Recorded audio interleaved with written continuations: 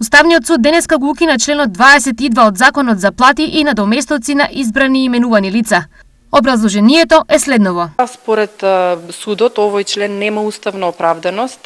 Судот го зема во предвид фактот дека до оставка или до разрешување доаѓа заради некаков вид на одговорност поврзана со вршењето на доверената функција.